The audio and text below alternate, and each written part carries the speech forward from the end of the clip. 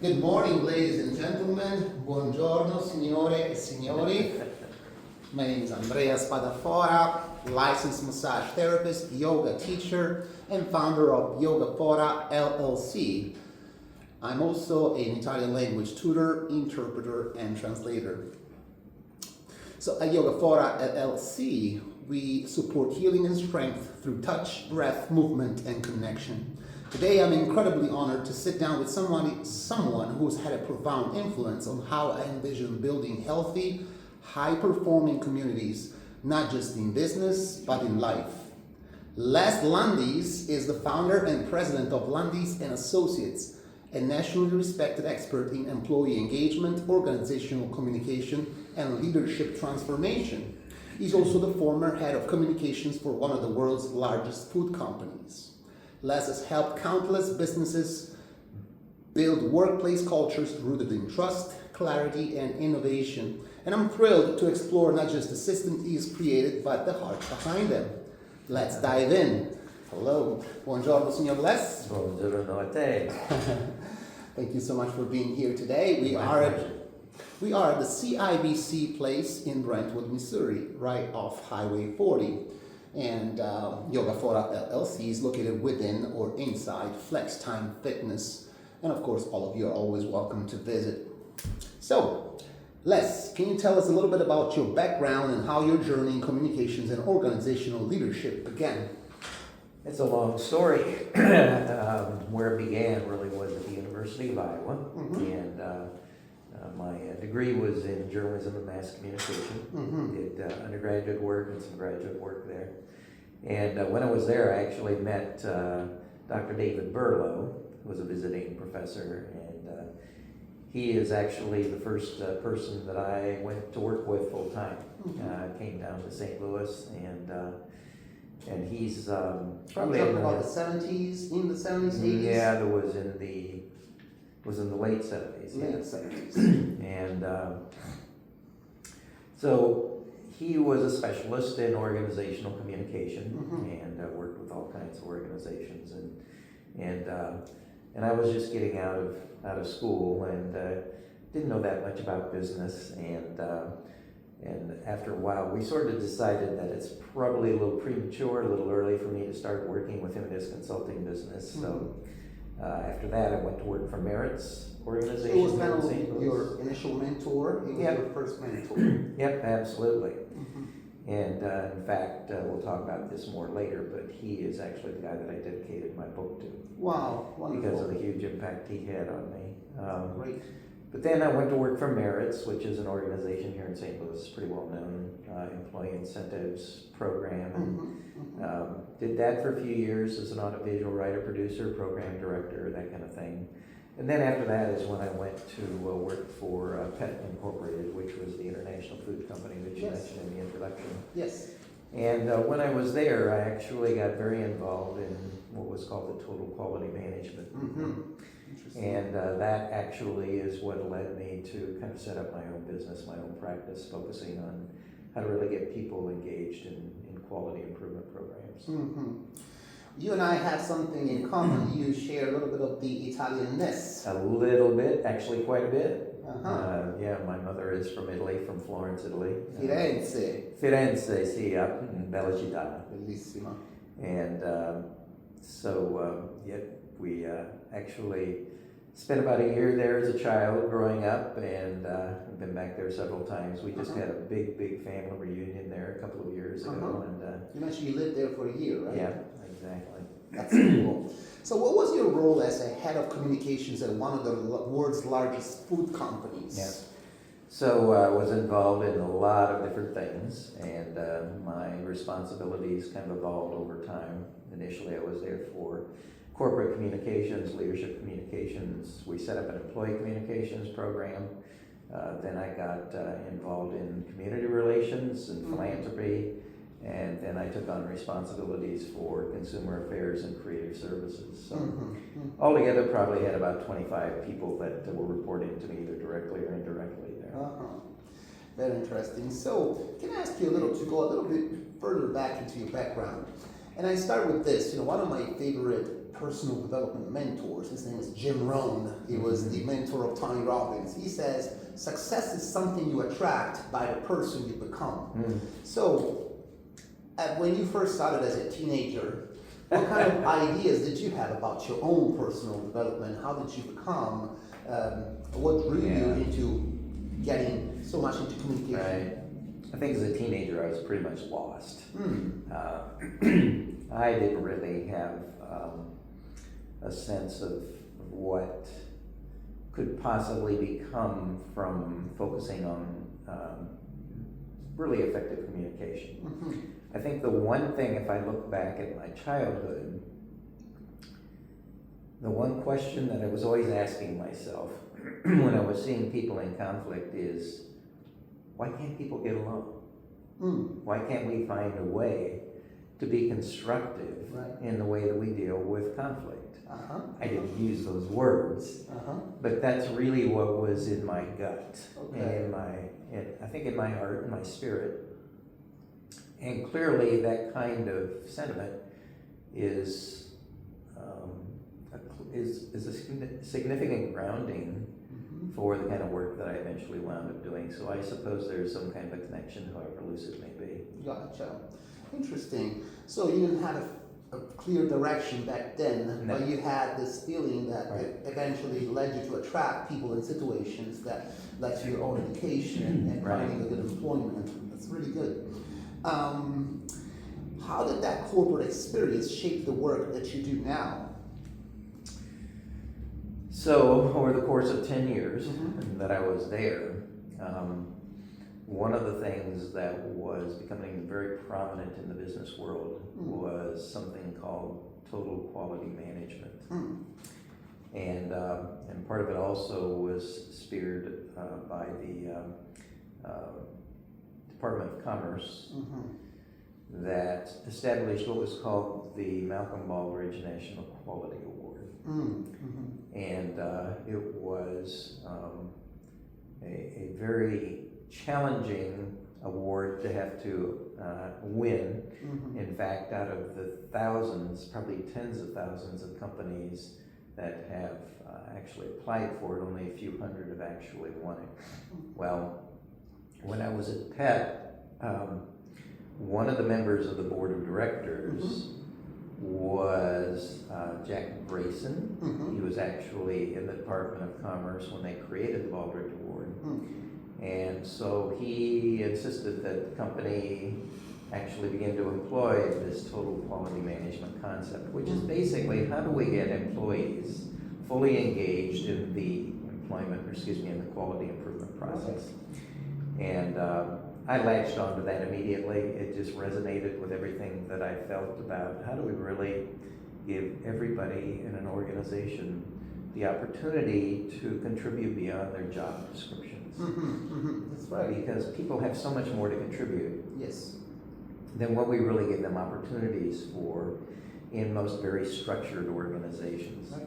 And so all of that resonated very strongly with me.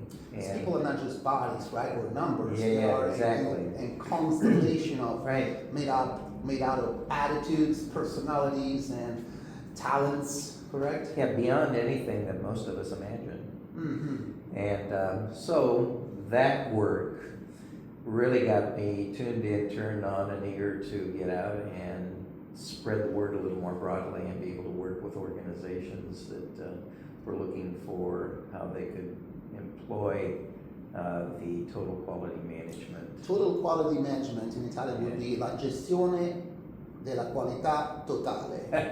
Gestione della qualità totale. How did your early career influence your understanding of trust and engagement in organizations?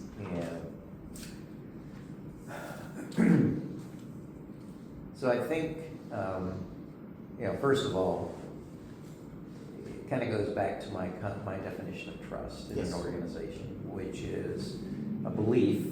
It is a belief that people will do the right thing in the right way at the right time.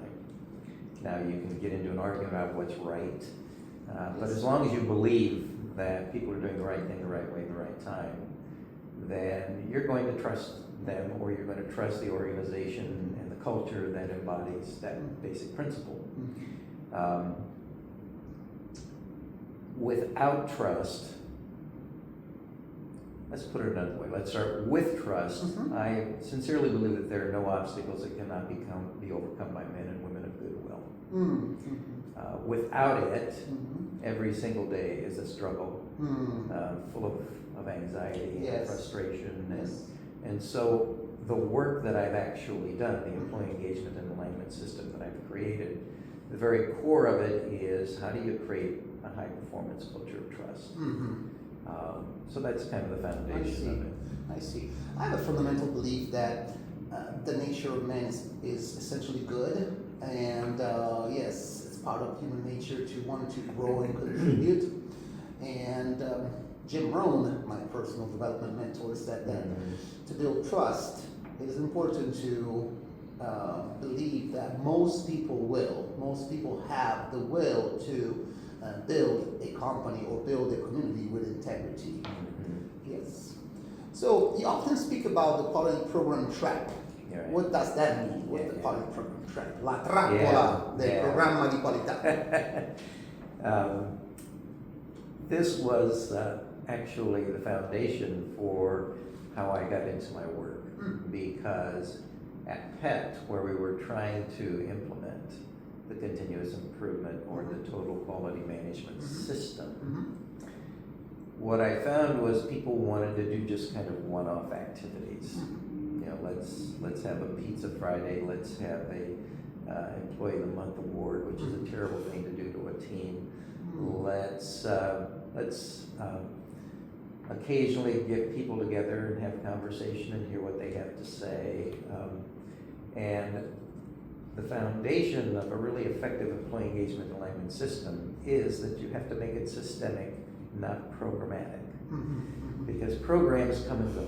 There's a beginning, a middle, and an end. Yes. A system is something that you embed into an organization, and it actually is the central nervous system for how an organization functions and operates. It's kind of like a self-sustaining good habit, right?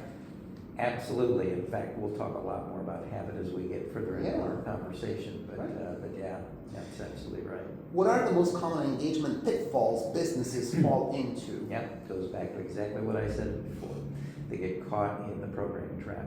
They want to do this, and this as kind of one-off activities instead of building it into the foundation of organizations. And I think also there's kind of a mindset challenge with organizations and leaders is that they really don't believe, I don't know if it's a conscious disbelief, but they don't have a firm belief that employees, given the opportunity, the systems, the support, and the processes, can really contribute beyond what's defined in their job descriptions.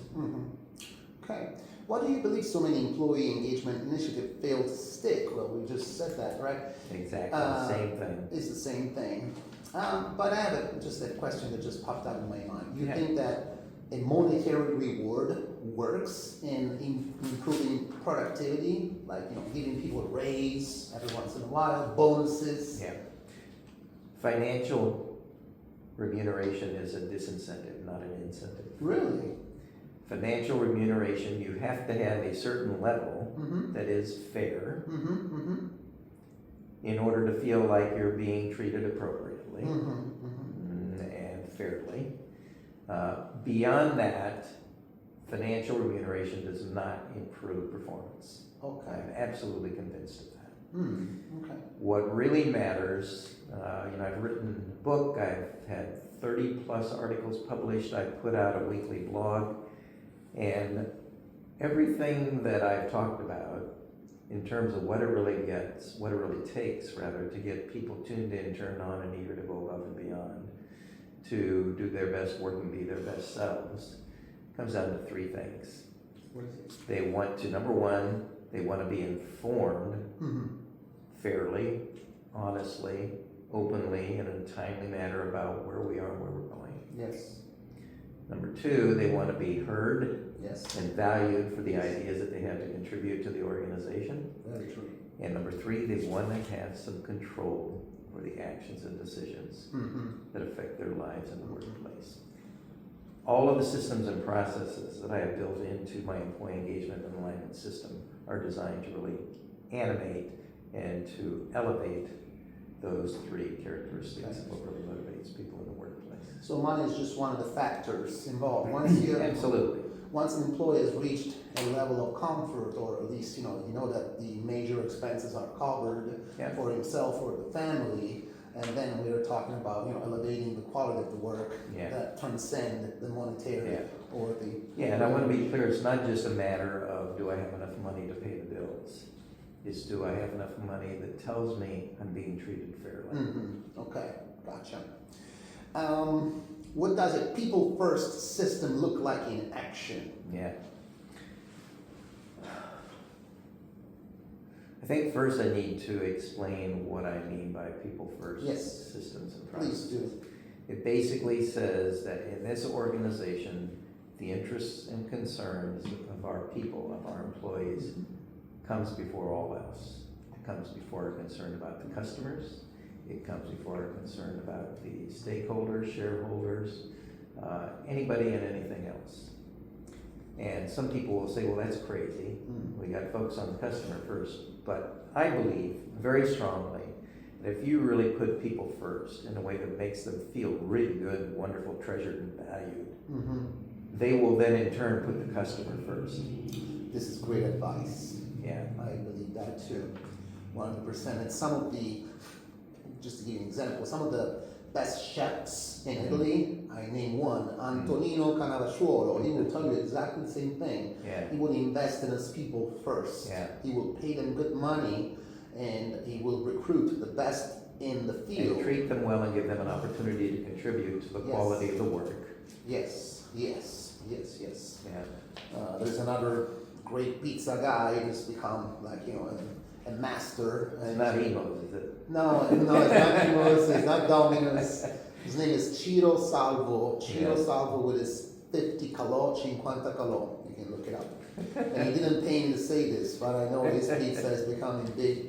He's got a pizzeria in London. He's got several pizzerias now. He's spreading out. So, what are some simple signals that a workplace culture is thriving or floundering? Yeah.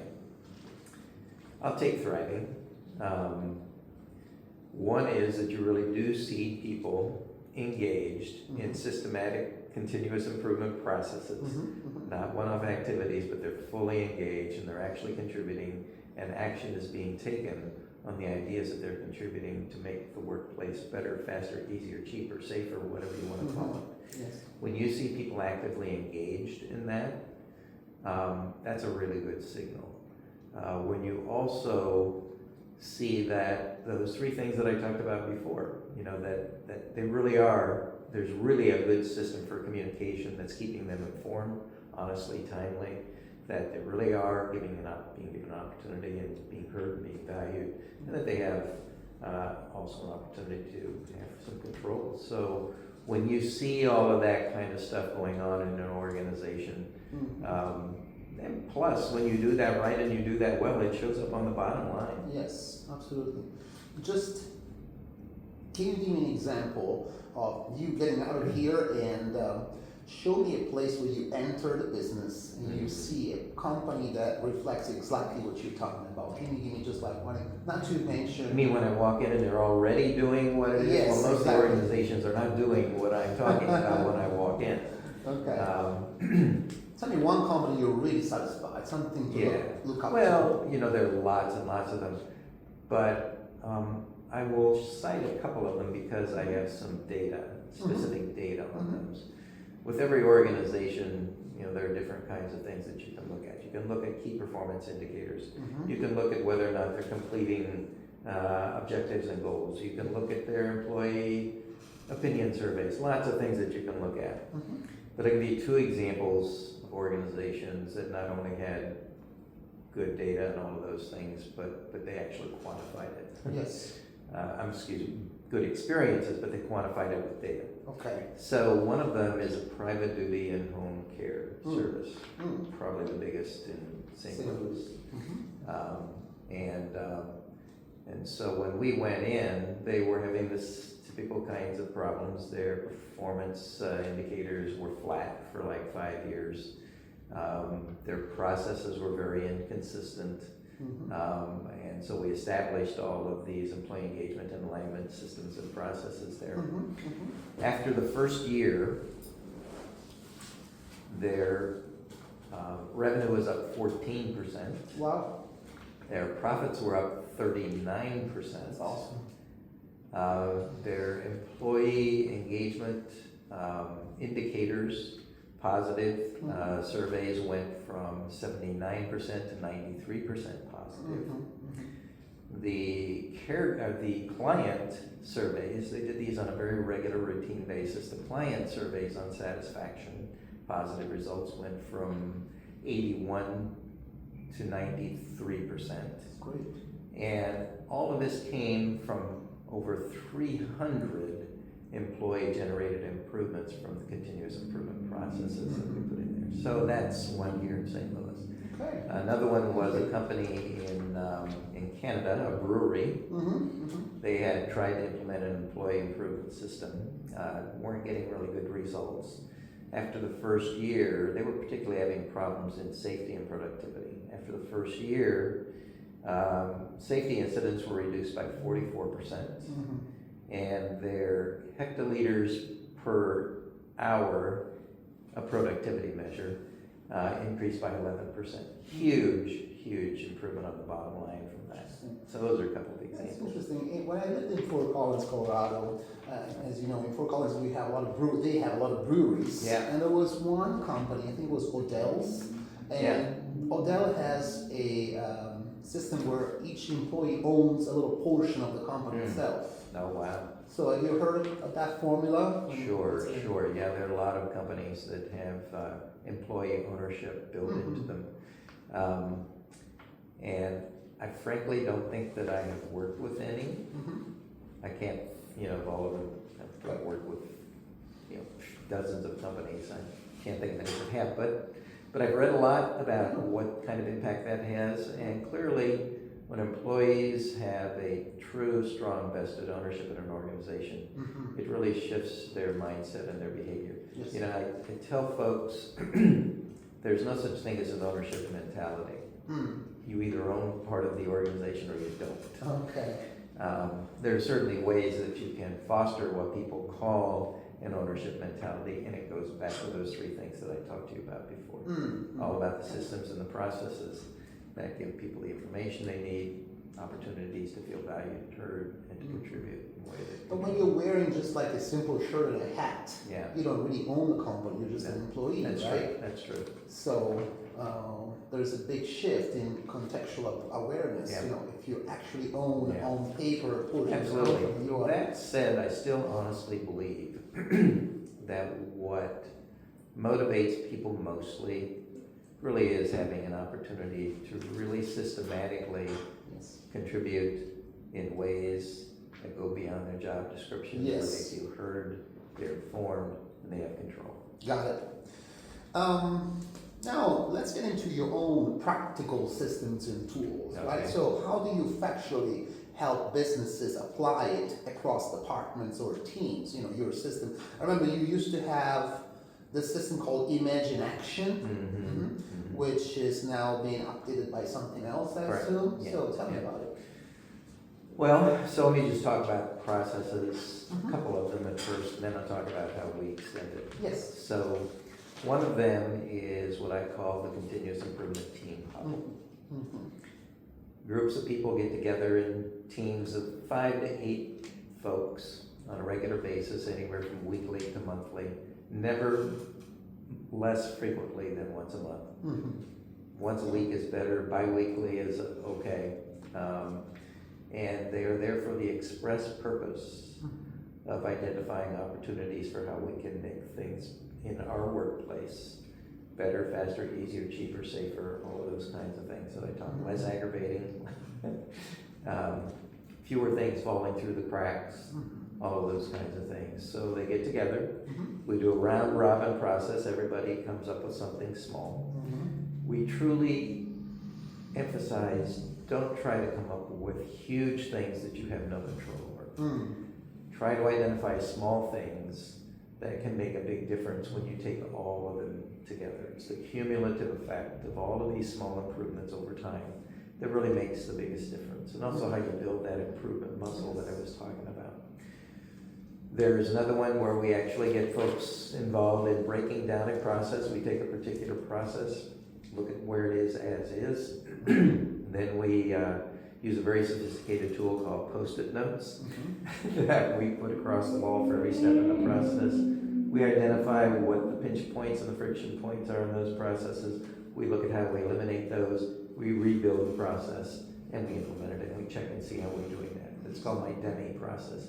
Document, execute, maintain, and improve. Now, once you've got those in place, how do you get it throughout the organization?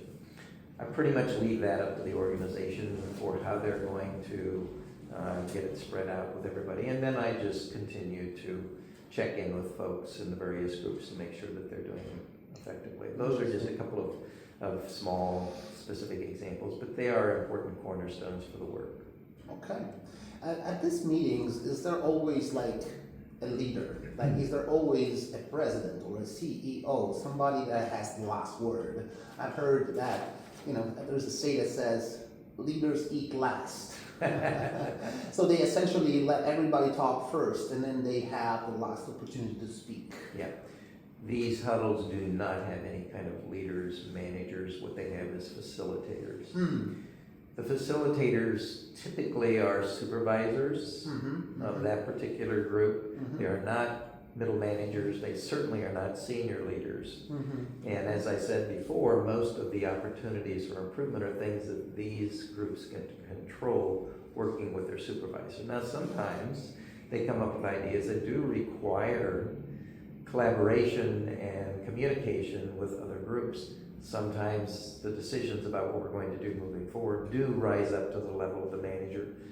Rarely does it rise up to the level of the CEO or anything like that. So this is really just mostly kind of operational things that improve the quality of the work that people are doing every day. Awesome. What makes your continuous improvement model different from the traditional Six Sigma or Lean methods? I know that you're certified in Lean Six Sigma. Yeah, that's correct. And I have a lot of respect for Lean Six Sigma. I have a lot of respect for the, white belt, yellow belt, green belt, black belt, master black belt. I have a lot of respect for those. And I am a certified green belt in Lean Six Sigma.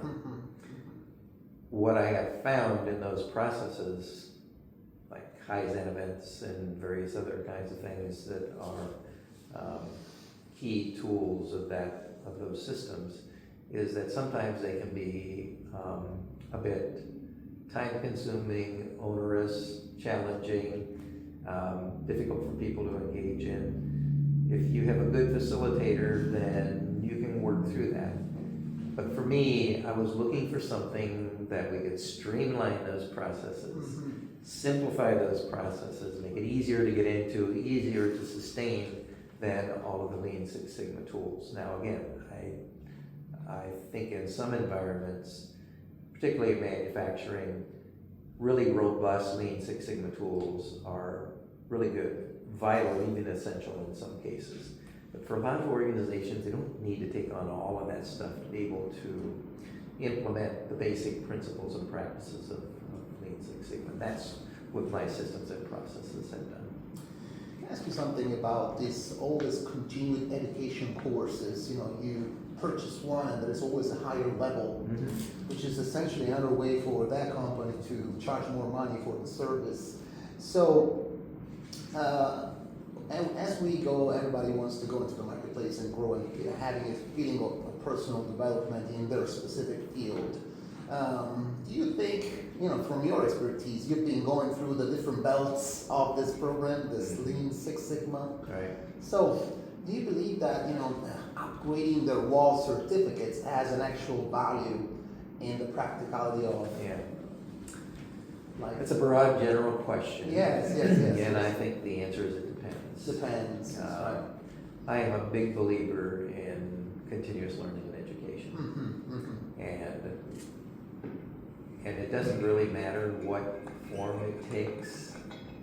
as long as it's really contributing to your personal growth and to the and making a contribution to the organizations that you're serving. Mm-hmm. So sometimes certifications are just for your own personal benefit and growth, perfectly fine.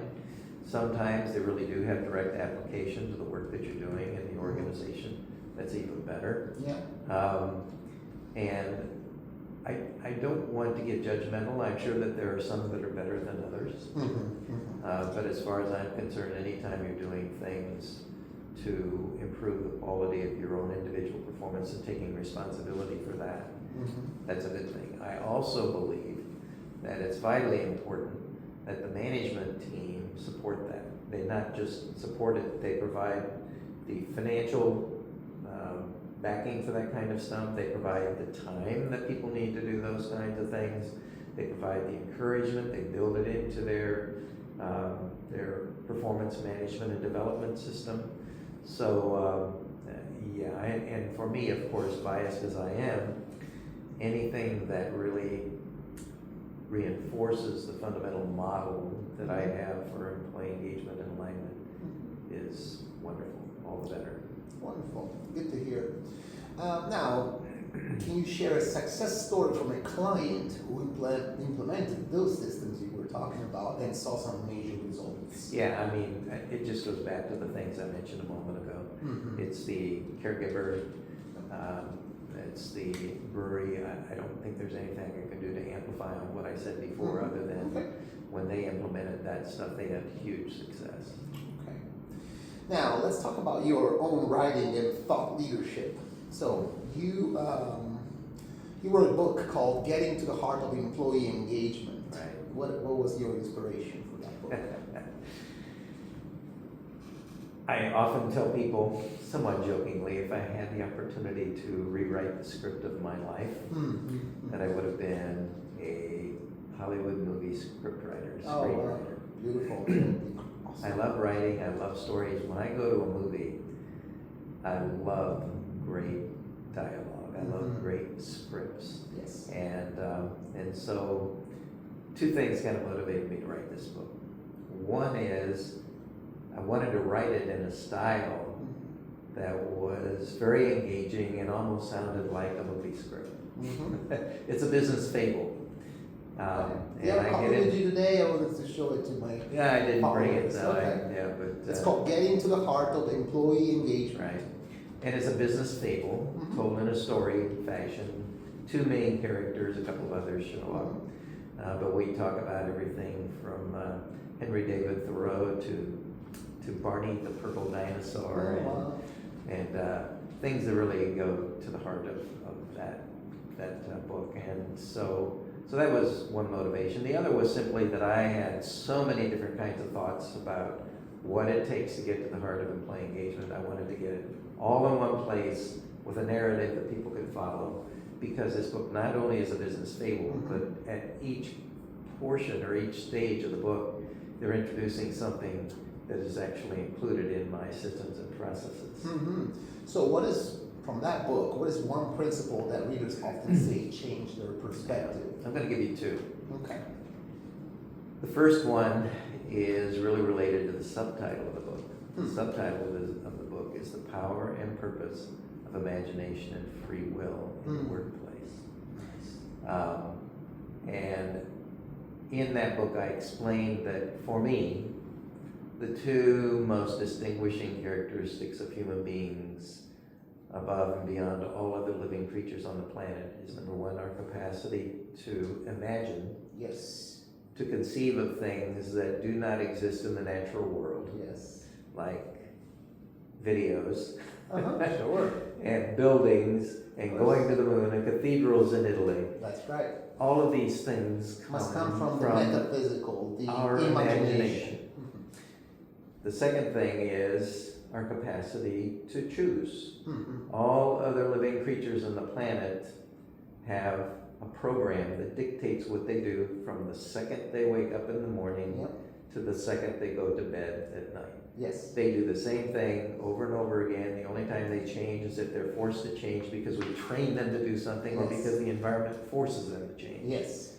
They don't have the ability to choose to do what their imaginations tell them they can do. Right, exactly. And so that comes down to the one phrase that I came up with in the process of writing this book that gave me chills and actually made me say, doggone it, that's a cool idea, and here it is. That imagination without free will has no power. Interesting. Free will without imagination has no purpose. Okay. So they are virtually meaningless without one another. They're interdependent. They're interdependent, and until and unless we give people the opportunity to exercise their imagination and free will in the workplace, they're just going to keep doing the same thing over and over and over and over again the same way, and they will never excel. Interesting. Second thing? Sure, tell me. No, go ahead. You were about to say that, and I'll come back to the second thing. Yes, please. No, Go ahead and because tell me what I that made you often, think in about. my mind, I often juggle between this concept of free will. I mean, Yeah. do we really have free will Yeah. in this land of the free, Yeah. free country like America, where the dream is free, but the hustle is sold separately, as they say? Do we really have free will? Yes, so I've been in this debate with a lot of different people, and it depends how you define free will. And my definition is very simple. It's the capacity to bypass our animal programs. Beautiful. See, birds, when they wake up in the morning, come chirping at your window, they go get a worm, they feed the babies, they build a nest, and so on. They don't have any choice.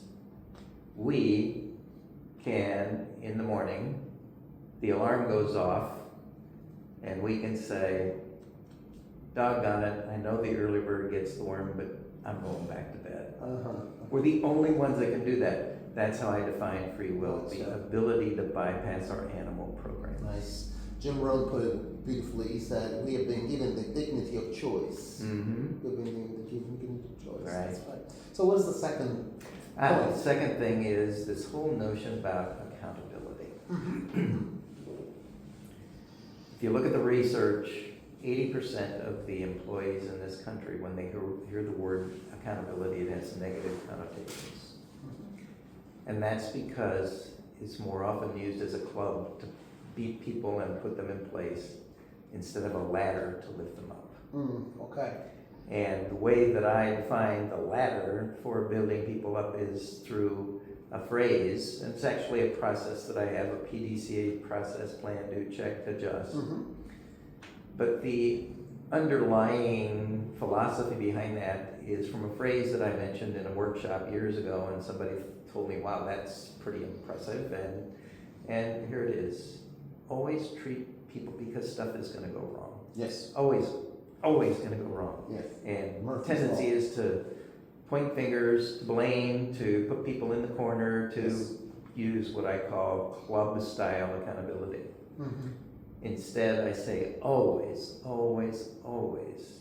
in those moments, treat people as a source of the solution, not the cause of the problem. It gives them ownership and agency. It focuses on the fixes instead of the blames. It gets past the defensiveness that people always have when they are called on the carpet. It does so many positive things. Always treat people as the source of the solution, not the I've cause. heard other more pessimistic views on that, saying that people are a problem until they prove otherwise. Yeah, well, let's see what kind of performance you get from that philosophy. Okay. It's not going to be great. They will perform up to and no further than the level of expectation that you put out there. But if you treat them as the source of the solution, they will go over and above Yes. your Yes. expectations. I agree with that.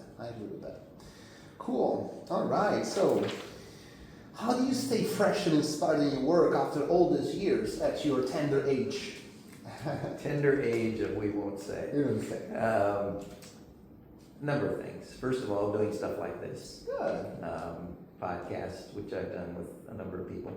Read a lot of articles, some books, and I really do make sure that I surround myself with people in various business groups that I belong to, including one that you're going to be attending. Yes. Experts for Entrepreneurs. There are a number of groups like that that I'm involved in, and those people are really helpful and inspiring for me. And I think the third thing is I love TED Talks. Oh, yes. Really good 20 TED minutes. Talks. Yes, exactly. Inspirational. Yes, really good inspirational things. That's what I listen to in the mornings and Yeah. times. So tell me about, are there any thought leaders, writers, or teachers that have influenced your own philosophy? Can you name a Well, few? David Berlow, number one, far and above. You know, I always like to joke, and in fact, I think I say this in the foreword of the book that I dedicated to him, that if you asked me on a scale of 1 to 10, how brilliant was David Berlow, I would say he was a 25. 25, oh my goodness. And everybody else is in the 1 to 10 range, right? Uh-huh. And so, what was the question? Let me say that. Oh, the your people. Yes. So yes, David yes. Berlow, number one. Uh-huh. Number two Keep talking. is James Clear, Uh-huh. who wrote the book Atomic Habits. Uh-huh. There's so many wonderful ideas in there about how to build a culture and an individual temperament for continuous improvement. In fact, he starts off the book in the first chapter talking about the British cycling team that had failed for so many years. And they came in and instituted this process for continuous improvement called the aggregation of marginal gains. Oh wow, aggregation of marginal gains. Which is building one tiny improvement on top of another. Don't try to boil the ocean or change the world. Just every single day, look for how you're going to improve a tiny bit. So he talks about that. It's brilliant, brilliant book. And then the other one I really like is Dan Pink. Dan Pink. He's written a number of books. Probably the one that I'm most familiar with, and most other people would be familiar with, is called Drive. And one of the things that he talks about for what gets people animated and motivated is similar to my thoughts. He's called it autonomy, mastery, and purpose. Those are the things that really drive people. Interesting. Drive. I'll look it up for Yeah. sure. Let's see, diversity of clients. You work with such a wide range of industries, from agriculture to aerospace. What do they all have in common? Yeah, so first of all, just to be clear, it's not aerospace, it was an airline renovation and repair. Oh, okay. So no, I've never worked with NASA or Boeing or any of those big companies like that. But I think the thing that every single one of them has an interest in is really looking at how to get people fully engaged, tuned in, turned on, eager to go above and beyond to be their best selves and do their best work. That's the common theme, I think, with everybody. And really believing also in the power of really effective organizational communication. And again, going back to what I said before, really believing that people were meant for more than just their job descriptions. Interesting.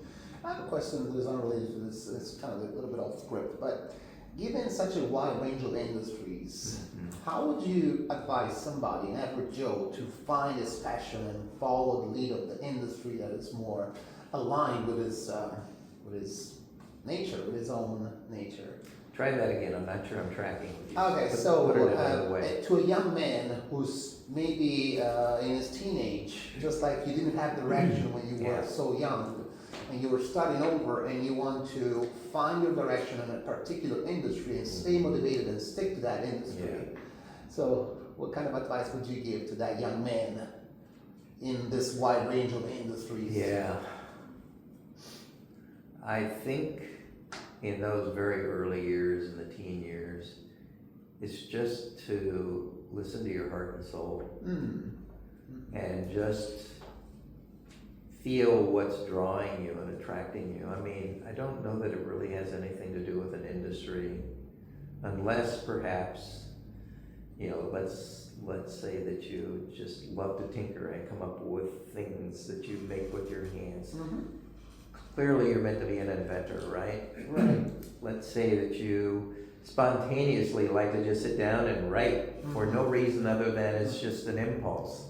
Well, there's probably a pretty good indication that you want to get into some kind of profession that taps into that innate. What is something spirit that occurred to you spontaneously? What is something, a quality or a skill that was yours, that came to you in your DNA? Yeah, Well, I think really that didn't show up until later in my life. I think actually it really was when I was reading some books that were really inspiring me. Have you ever heard of Atlas Shrugged by Ayn Rand? No.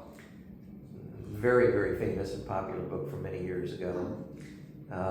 Personal development or Oh, fiction? no, it's fiction. Fiction. Yeah, Okay. it's No, I don't fiction. do much fiction. Well, it's a classic. Okay. And what was another one? I can't think of it right now. But in any event, when I was reading these books, they were just filling me up with so much that I had to get it out. And it was actually in the Army in a teletype. Oh, so you were in the military? Yes, I at one point? was, Okay. and so when I was getting inspired by these things, I just had to write and write and write, and all of a sudden I find myself getting very passionate about the things that I was writing. And so writing from then to now is still something that is really been. Are you still writing today? Are you still... Yeah, constantly. Right. So you Yeah, I do to a write weekly book. blog on systematic continuous improvement. Yep. I do a lot of writing for clients. One thing in particular with a client is, I help them write this bi-weekly blog called Leading the Way. Okay. So, Yeah, check out Les's weekly blog. It's really, really awesome. yeah, you can find that on my website. And you can find on the website, which is, what's your website? It is, it's landasassociates.com. .com. It's Very good. It's very important. I don't go to my own website. So, in all these years, have you ever come across resistance? Right? How do you work through resistance? Resistance from clients, resistance from your own workflow. Sure. I could get into a whole theory about resistance. I have to be a little bit careful because we could be here for the rest of the day. Right, you can be lost But, into philosophical concepts. But I have a fundamental belief that people, everybody says people resist change. I don't think they resist change as much as they resist being forced to change without their permission and involvement. What we call resistance is more often one of two things. It's either some kind of hesitation because it's hard, even though we know it's good. I think we resist the things that we don't like. Right. But the hesitation is more about, I can see where it's going to be beneficial, but it's just going to be hard. And so we have to build those improvement muscles, right? Yes. And the other reason is because it's just not on our radar screen, right? Sure. We just hadn't thought about it, which is why you need to establish systems and processes. See, we're creatures of habit. Yes. And we're never going to stop being creatures of habit. Yes. So what we need to do is to create an intentional habit for improvement. Yes. To overcome the default habit of doing things over and over again the same way. So, so I'm not sure that answers your original question. No, it does, absolutely. And just to add something to it, I know that there is several stages of learning, and there is one stage is called, I forgot what's it called, but it's where you still don't know what you don't know. Yeah. And in order for you to get awareness of what you don't know, you have to step out of the comfort zone and research and go to places and meet new people. That's right, being in dialogue with people. Yes, and for some people it's just too much. And so if I was your friend, or if I was your mom, or if I was somebody that is essentially trying to coach you, I'll tell you, you are wrong in not doing that. You are wrong at not getting out of bed and do the steps. There is an automatic reaction, a psychological resistance that tells you, oh, I'm not enough in this particular place. Yeah. Right. So there's an initial rejection for that. Yeah, absolutely. And that goes to the heart of what I said before.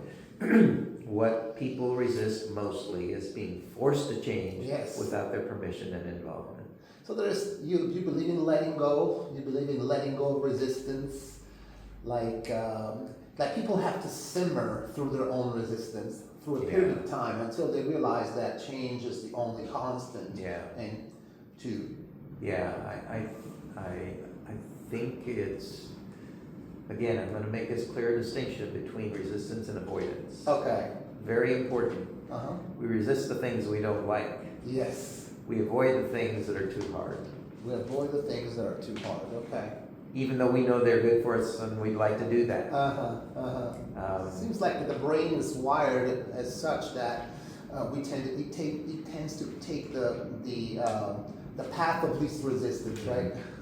Yeah. No, I think that there's plenty of evidence and research to underscore the point you just got done making. Yeah.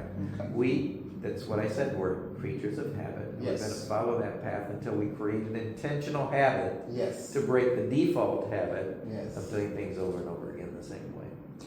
Interesting. Molto interessante, grazie signor Les. Prego. Prego means you're welcome in Italian. It's not the cheap tomato sauce. So how do you help leaders align vision with execution? Vision with execution. This kind of goes also Because knowing to and not doing is the same as not knowing, so it's about applying what we learn. Yeah. Right. Well, I always start by let's make sure that we understand what vision means. I think there's a misconception about vision when people, and I do this strategic planning with organizations, and we look at vision, mission, goals, values, all that kind of stuff. Vision, unfortunately, I think is misconstrued. It's often a vision for what we can be. Yes. What I say is vision is what kind of impact you're going to have. Mm-hmm. And so a couple of really good examples. Vision that Microsoft had many years ago was a computer on every desk. Mm-hmm. Same thing about them. It said what they envisioned out in the world, and then saw what the implications of that would be for Microsoft. If there was a computer on every desk, what does that mean for Microsoft? Every single computer in the world is using our operating system. That's right. So there's a connection, but they're looking at the outside impact first as a vision. Another great one is Toyota. It's not the same one they have now, but in their early days, very simple. Better cars for more people. Now, back in the old days, when I was a kid, the only way to get a good car is if you had tons of money and you could buy a Cadillac. And even then, you weren't sure you were going to get a good car that didn't need lots of improvement. So Toyota said, you know what, we're going to fundamentally change this model. We're going to make sure that everybody can get a good, reliable car. Sure. Better cars for more people. Right. And the last one I'll give you is Habitat for Humanity. Their vision is a decent place to live for everyone. Oh, that's There's nothing about them.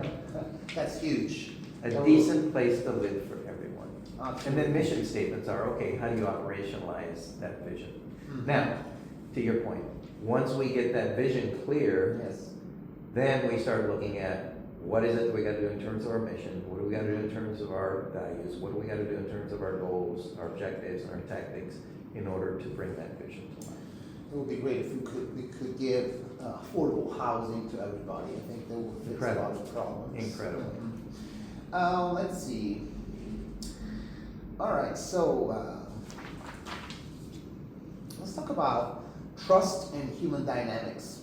Why is trust the foundation of high-performing cultures? Yeah. And how can leaders build trust, especially in the wake of past conflict or failure? Yeah. So I'm going to go back to what I said before Yes. about the definition for trust. Yes. It's a belief that people do the right thing in the right way at the right At time. the right time.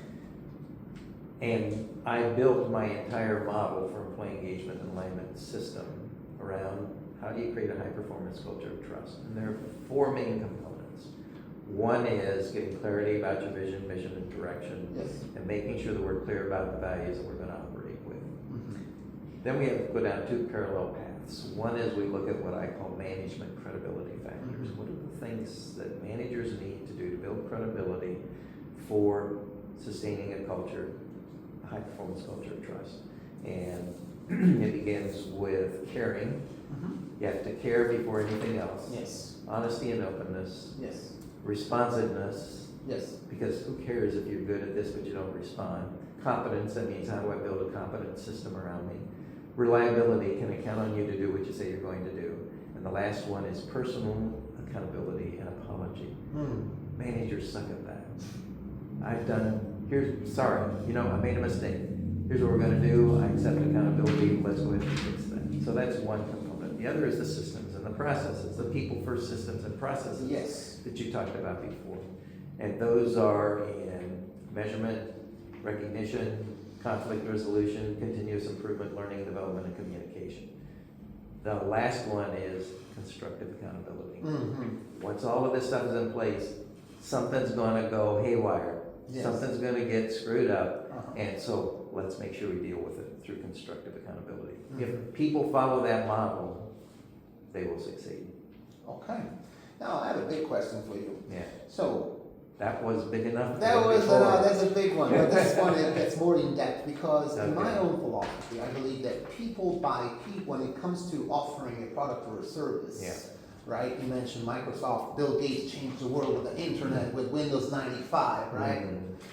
But within one organization, you have to deal with different personalities, Yeah. and we can go ahead and construct this utopian model where we're all brothers and sisters and we all like each other. Let's all Yeah. like each other.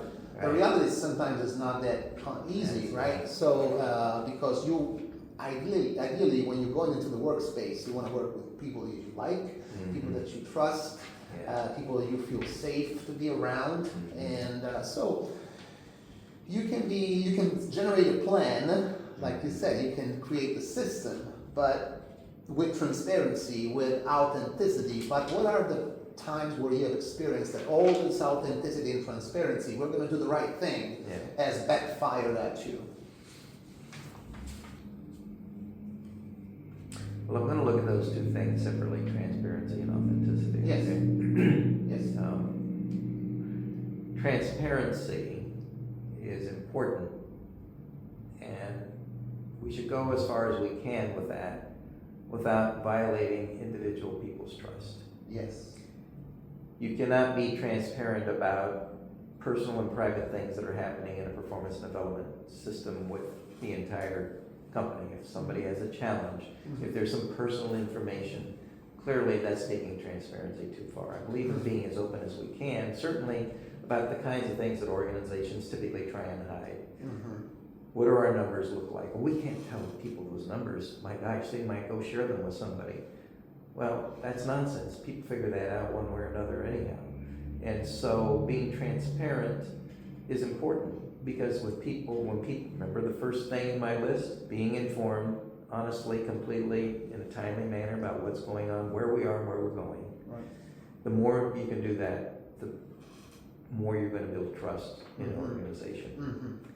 Now, authenticity is a little bit different. Yes. Tell me about it. It's how you show up in a way that really makes it seem genuine and sincere. Mm-hmm. And that is absolute. It's absolutely critical Yes. in every situation that you have an interaction with, particularly as a leader. Yes. I believe that, if we connect heart to heart, the heart knows the truth. Yes, Yeah. so that, yes, we all have a built-in sense of intuition. And sometimes in relationships, we call it the bullshit detector. Right? And so there is a non-verbal communication that goes beyond just the verbal, right? You can tell when somebody is pissed off and enters the room, you can tell that person is in an angry state, right? So to connect at a deeper level is a major challenge, right? To work together for the common good. Right. So, okay, so now let's talk about, heading toward the end of this interview, and I have a few more questions about, Sure.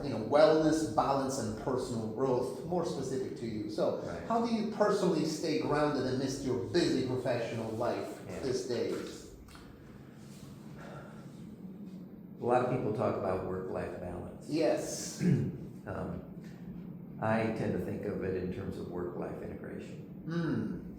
Okay. Because for me, as you can probably tell, the work that I do is my life. Now, that doesn't mean that I get up and start spouting all of my theories about employee engagement to my wife because she'll tell me to take it and stick it up my nose or some other place. Yes. But that all of the grounding that I have about people and what I believe about people, treating people as a source of solution, all of these kinds of things relate to your personal life just as well. Mm-hmm. Mm-hmm. And so I try to be as consistent as I can in doing that. And as far as what I do outside of work deliberately, I know this is probably a bad habit, but I love really good movies because I love beautiful scripts. That's right. Which is part of my life. Uh-huh. It's the writing, and so I look for good writing. I love it. Uh-huh. Now, obviously, I spend time with families doing stuff like just going out and having a party or having a dinner, or going swimming together or whatever. Can you name one Italian movie that really was inspirational? Life is Beautiful. La Vita è Bella. Oh, That's right. absolutely my favorite Italian movie. Okay. It's just so brilliant. I just, every time I think about that movie, I think about, what was the name of the actor who was the Roberto Benigni. I'm astonished by that role. I think he won the Oscar for Best Actor in that movie. And when he won the Oscar, he jumped all over the seats. Yeah. Oh, I remember that so clearly, jumping over all the seats.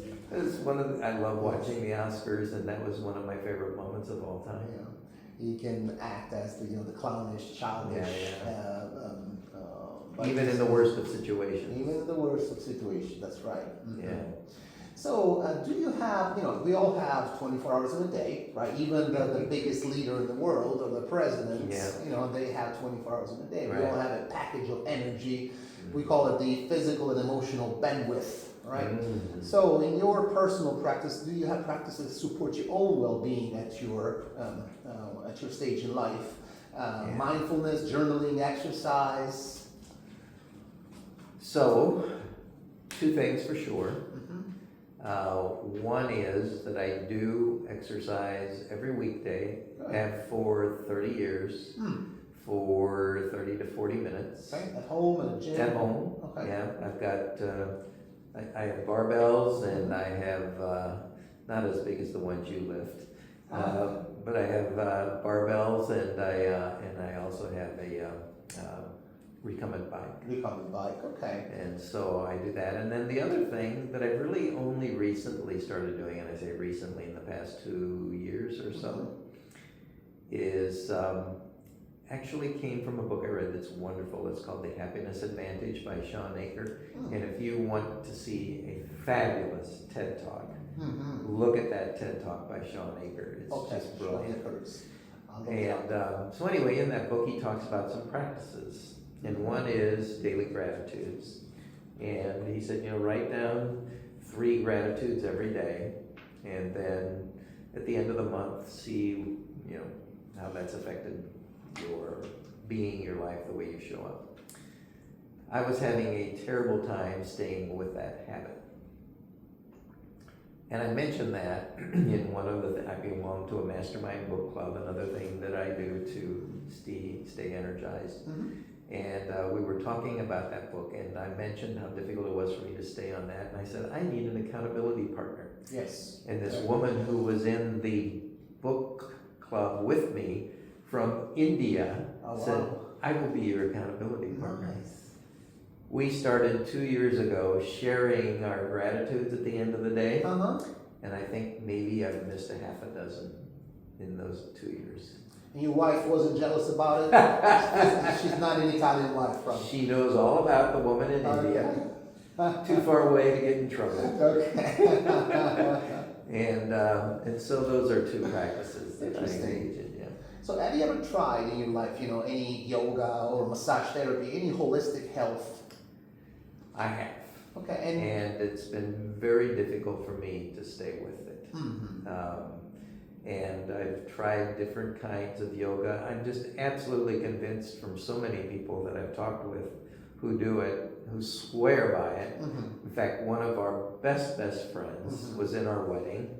She does yoga every day. We're going to go visit them in week after next, and she's probably going to be doing yoga and seeing if I want to do it. So anyway, I know it's a great thing to do. Yes. And I haven't been able to stay with it. Now, let me ask you this. Yeah. So, in the companies you worked for. I remember I went to Google once in DC, in the headquarters in Google. Oh. Google, they have their incentives and benefits for the employees, and they even have their own platforms called Google Rub, where the employees can click and book their massage on site. So they pay us massage therapists to go and deliver. They have their own massage rooms.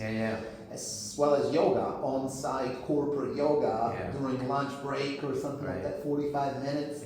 Have you ever heard of anything in the companies you work for? Those kind of the holistic health? None in the companies that I have worked for, but going back to what I said before, when I read all of these things about what great companies are doing, my immediate reaction is, of course. Because, and I think you've actually mentioned this in our conversation about embodiment. You know, how do we make sure that we're really dealing with all that? I mean, we are truly complex, integrated human beings, spiritual, emotional, physical, probably some other things that I can't. Physical is the lowest level. Right. Because emotions drive, you know, the body is the support system of our emotions. But I see in yoga and in the massage therapy that you're talking about, a combination of both. It's physical, it's almost spiritual when you're playing the music that you're playing. Totally. And somehow those kinds of therapies really ground you, relax you, alleviate the anxiety, and heck, anybody who has that kind of thing going on in their life is going to perform better at work. Yes. So you fully support those? Oh, absolutely. Good. And in fact, I just wish I was better at doing it myself. And who knows, maybe as we continue forward with our relationship, that I will actually incorporate that in some of the things that I recommend to my clients. Great. So in fact, let's talk about a little bit of our connection to me, to Yogaphora, and my concept, right? For me, yoga is the one-stop shop for all the aspects of our fitness, mental, emotional, balance, flexibility, strength, stamina, everything. So when I told you about Yogaphora's mission, what stood out to you? Well, the thing that stood out to me is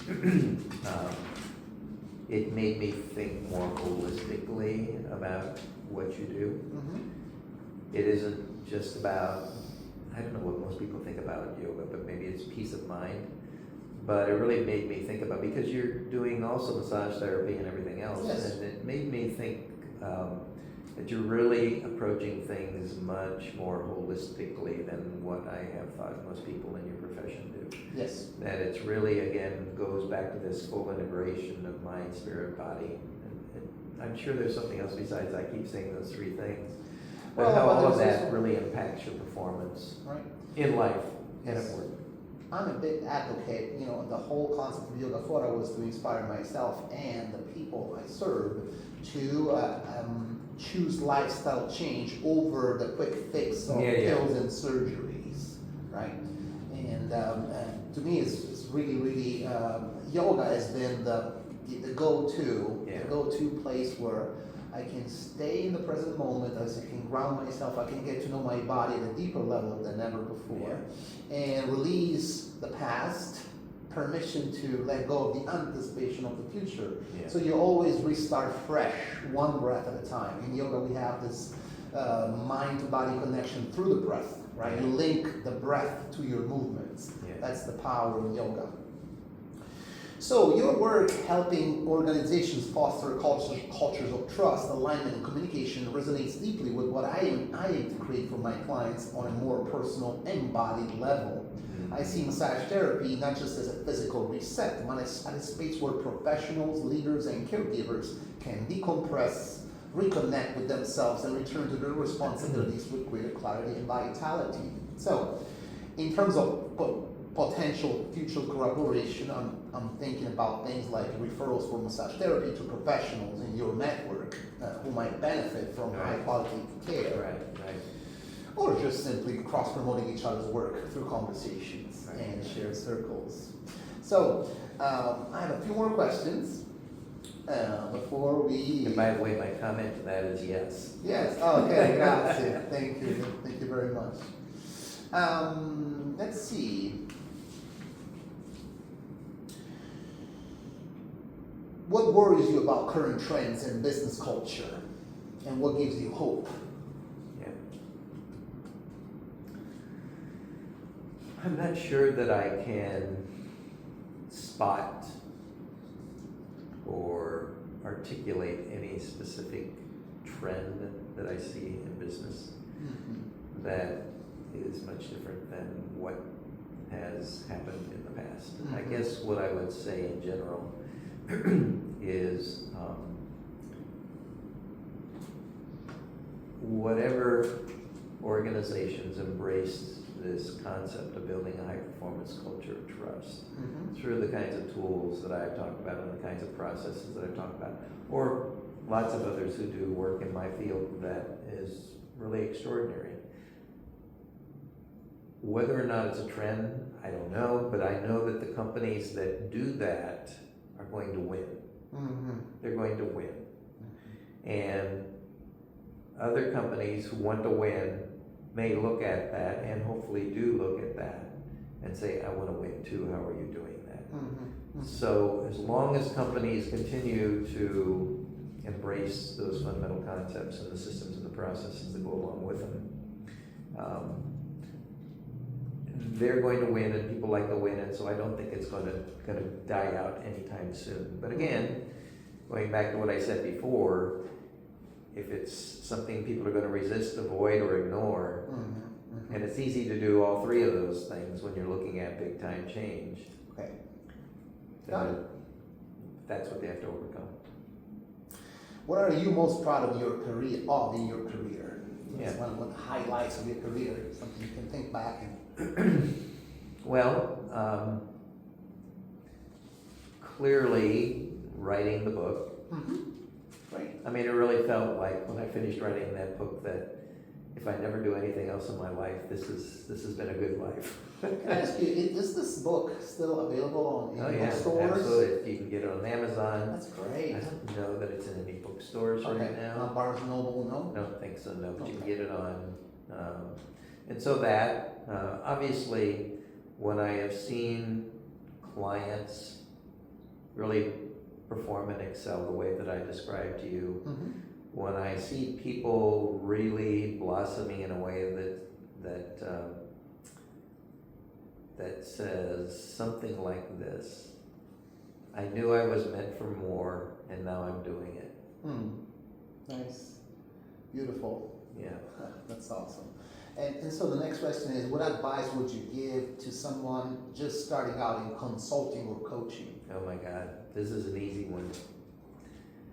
When I first started, I started from scratch. I did not join another established organization. And I don't know exactly what I thought about how I would build business, but I did not have a systematic process and the resources in place for effective business development. Number one biggest problem that I had almost made me go under. And I think that is the thing that has most consultants go under, is that they really don't have a really clear, focused plan on what it is they're going to do, how they're going to position it, and what kind of resources that they need in order to make sure that they're reaching their target market. Gotcha. So in a nutshell, having a plan, a solid plan written in black and white, something that is clear and understandable. With an emphasis on how am I going to build business? How am I going to attract the market? Okay. How am I going to get in contact with people that can use and want my services? This is great advice for me as well. Thank you so much, Les. What's the most generous thing someone ever did for you professionally? This actually saved my business. What is it? Early years of my career, I took on a project with a client, and it was a small nonprofit organization, and it was to help them build a plan and deal with some particular issues that they were challenged with. And I created a contract for $500. When I got into it, I knew that it was going to take more time and effort than I had planned. but I said, I'm not going to charge this person more money. I am going to just let her know that this is going beyond the original agreement, but I'm happy to do that. And so we proceeded to do all of the work that we had not only originally planned, but the additional work. And I sent my invoice to her for $500, and she sent me back a check for $5,000. Oh, wow. And with a little note that said, "This is worth every penny and more." Oh, wow, how great. Yeah. And at that particular time, every dollar mattered. Yes. And that $5,000 really helped me get over the financial hump that I was facing at that time in my business and allowed me to continue. That's great. So every penny counts. Yeah. Yes, when you're fully invested in Yeah. your mission, your project. I feel you. I understand that. I've been scraping quite a bit over the years, especially during the pandemic. Yeah. So, a couple more questions. If you could put one sentence on every company wall, what would that be? Yeah. Like you put stuff on the fridge, Yeah. but what if Yeah. it's on the company's wall? It would be one of two, and the things that I've already mentioned.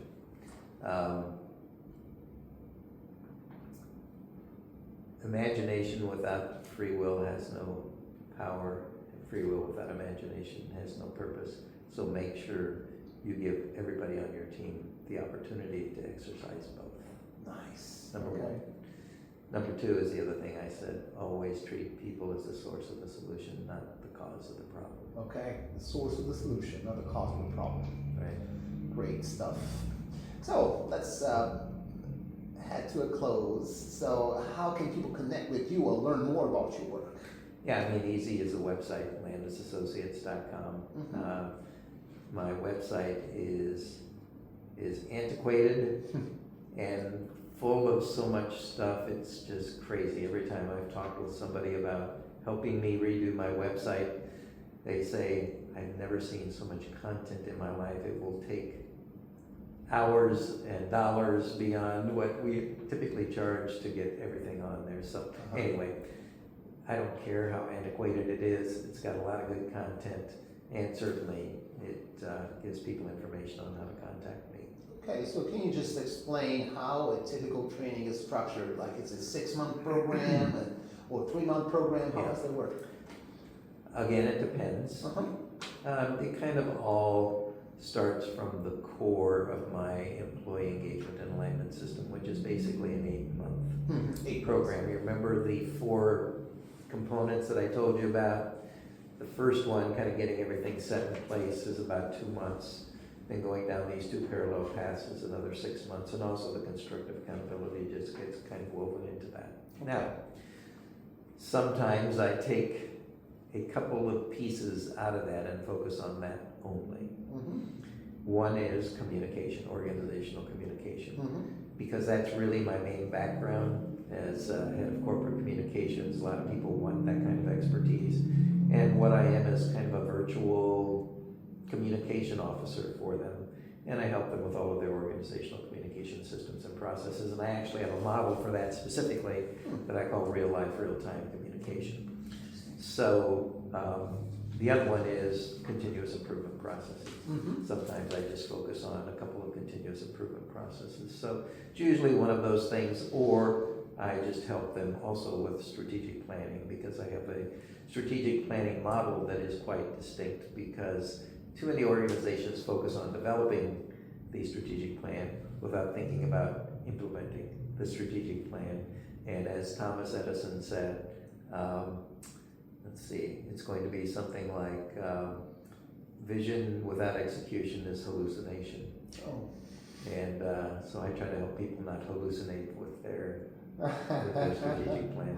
All right, so the only way to make it real is through action, right? Right. Yeah, and structured processes. And structured processes. Right. Okay, I would love to work on those in my own personal path. Yeah. And I'm so thankful that, with him we were discussing about some strategic goals for Yogaphora LLC and making a business plan. He's helped me out with the business plan, which has been very, very helpful. It was my very first inspiration to put it down on paper. And now I actively use it to propose some deals with some sponsorships and some banks. Mm-hmm. So, well, thank you so much, Les. È stato un piacere, immenso vederti stamattina. My pleasure. And if you ever want to reconnect with your Italian ancestry, you can also attend my Italian tutoring sessions I'm at the going Hale to try and do that this Saturday. Yes, from 11 to 1 at the Hale Neighborhood Association Center and Heritage Museum. I'm going to introduce you to some more people for sure. Great. Grazie mille. Prego. Grazie per il tuo tempo. Thank you for your time. My Arrivederci. Arrivederci.